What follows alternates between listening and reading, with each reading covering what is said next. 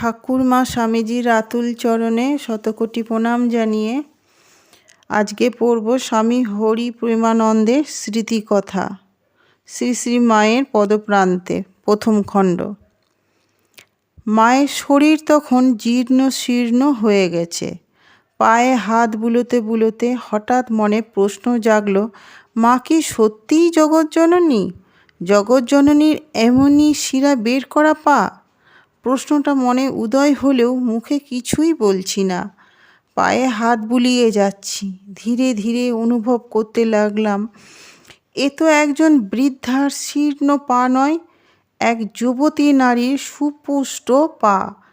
কাছেই একটা হ্যারিকেন জ্বলছে, তার আলোয় স্পষ্ট দেখলাম আলতা পরা অপরূপ দুটি চরণ, ঘন সন্নিবিষ্ট পরিপুষ্ট অঙ্গুলিতে অর্ধচন্দ্রের মতো পদনখে শোভা। দুই চরণে সোনার নূপুর, নূপুরে খচিত রয়েছে মণিমুক্তা। এ কার পদসেবা করছি আমি? বিস্ময়ে হতবাক হয়ে চরণ থেকে আমার দৃষ্টি নিবদ্ধ করতে চেষ্টা করলাম মায়ের মুখের ওপর।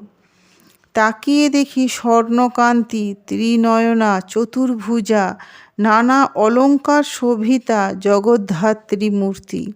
মায়ের মুকুট, হাতে অস্ত্র, তাঁর সর্বাঙ্গ থেকে বিচ্ছুরিত হচ্ছে অপরূপ জ্যোতি। ভালো করে দেখবার আগে মা মা বলে চৈতন্য হারালাম। কতক্ষণ যে ওই অবস্থায় ছিলাম কে জানে। যখন চেতনা ফিরে এলো তখন দেখি মা আমার পিঠে হাত বুলোতে বুলোতে বলছেন, ও হরি, ও হরি, কি হলো তোর? ওঠ ওঠ। আজ এই পর্যন্ত। ভালো লাগলে সাবস্ক্রাইব করে পাশে থাকবেন। মায়ের কৃপায় সকলে ভালো থাকুন, সুস্থ থাকুন।